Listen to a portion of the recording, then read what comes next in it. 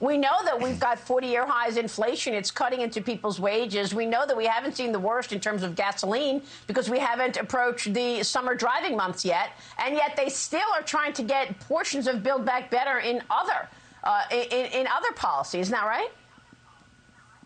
Yeah, it's really remarkable, Maria. They continue to push their ideological agenda of trillions of dollars of new taxes and new welfare spending, rather than addressing the causes of inflation. One of the reasons gasoline costs so much right now is the Biden administration has waged a war on fossil fuel. This is not an accident. This is what Joe Biden promised in the campaign. This is what far-left members of the Democratic caucus in Congress want. Senator Tom Cotton speaking with Maria last week about President Biden's continued push for green energy amid sky-high energy prices. And drivers continue to feel pain at the pump as the summer driving season begins. The national average for a gallon of gas this morning is $4.61, according to AAA.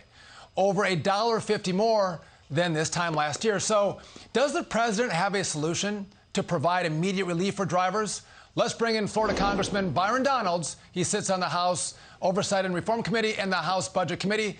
Congressman, thanks for joining me. And I guess, simply put, I wonder how many people, how many Americans have to be thrown into poverty, struggling to put gas in their car and food on the table before this administration changes course in regard to American oil and gas. First of all, it's good to be with you on this Memorial Day weekend. I want to thank all of the families who lost loved ones serving our great country. But I got to tell you, this administration has no plans, no ideas, no strategy on reversing course on their crazy agenda when it comes to oil, natural gas and gasoline. Joe Biden and the Democrats want gas prices higher. Let's stop playing games. They want gas prices higher. They want the Green New Deal accomplished. They want to follow the people that were in Davos last week at the World Economic Forum, as opposed to helping working class families and seniors on fixed incomes here in the United States. The number one way you push people into poverty is with rising energy prices, and this administration is not going to change anything that they are doing. Congressman, I think you're 100% right, and this is absolutely intentional. And to that point, President Biden seems to praise high gas prices last week. Take a listen. Here's the situation. And when it comes to the gas prices, we're going through an incredible transition that is taking place that, God willing, when it's over, will be stronger and the world will be stronger and less reliant on fossil fuels when this is over. Congressman, it's going to make us stronger as a country. We have oil and gas in America. That's ours. If we make a transition to green energy, the critical minerals that are necessary for windmills and solar panels and batteries, we can't mine them here, so we have to get them from somewhere else. So we're actually outsourcing American security and autonomy to the rest of the world. This doesn't make us stronger, it makes us weaker. You're absolutely right. Joe Biden is wrong again. Why would we be surprised? But let's be very specific.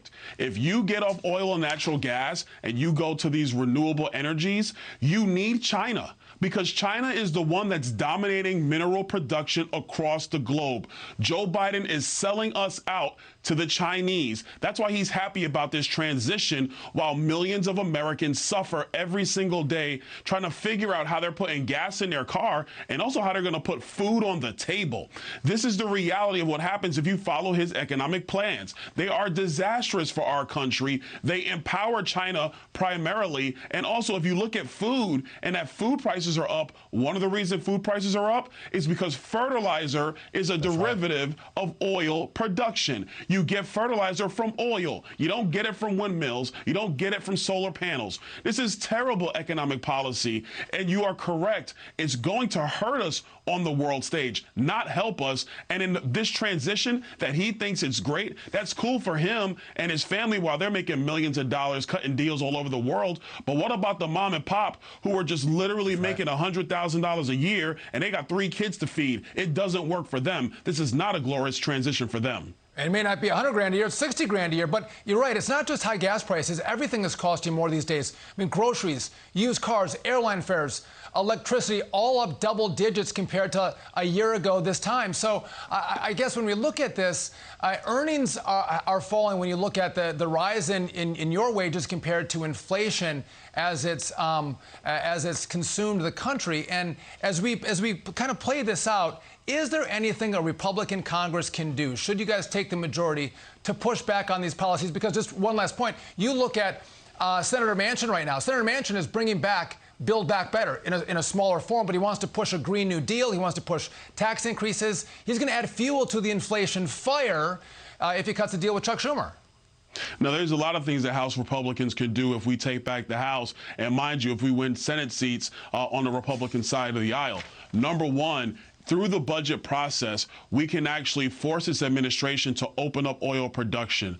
Through the budget process, we can actually tie the hands of this administration, actually making them defend the oil leases that they extend and the permitting process for people who are trying to produce oil and natural gas in the United States. And a big one that we need to tackle, and we need to get on it, is that we need more refining capacity here in the United States. Everybody likes talking about how we need to fix supply chains and bring more manufacturing back to the United States and get it away from China and other countries around the globe. But if you're not refining more oil and natural gas here at home, if we don't expand our refining capacity, it is going to be so difficult for manufacturing plants to come back to the United States because you won't have the energy foundation for those manufacturing plants to actually operate. These are things we can do through the budget process. It's important that Republicans take a stand against one of the most radical economic and energy agendas our country has ever seen. You know, it's not just refining, you're right, but it's also pipelines. You have to be able to transfer energy around the country, and pipelines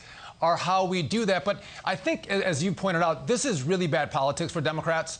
They have a tough election coming in November, but in a way to buy votes, Joe Biden now has a plan that he's going to forgive $10,000 of student loan debt for young Americans who've, gone to great universities. They've gotten the skill sets coming from that university. What frustrates me is, why is the taxpayer footing the bill for college? Why don't those kids, if they can't afford to pay those debts, go back to the college themselves, have the college pay for the education those kids didn't get, or, frankly, tap into their billion-dollar trust funds in these universities?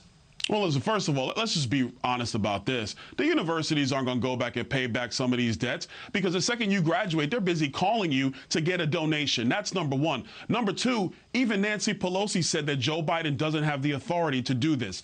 Folks, he has no legal authority to do this. If he does it, in my view, it's unconstitutional. Number three, and this is the one that's more important than anything else, this creates a significant moral hazard in our country. When has it ever been okay for a president randomly to say that contract law, binding contracts are no longer valid, that they are null and void simply because he chooses to? Listen, I know people are struggling with student loan debt, especially if you got a degree from a university and you're not working in that field today as an adult. That's a terrible situation to be in. But the president has no authority to void contracts in the United States. That is a complete violation and a destruction of the rule of law. He doesn't have this authority. I don't care how bad his polling numbers suck. He can't do this. He shouldn't do this.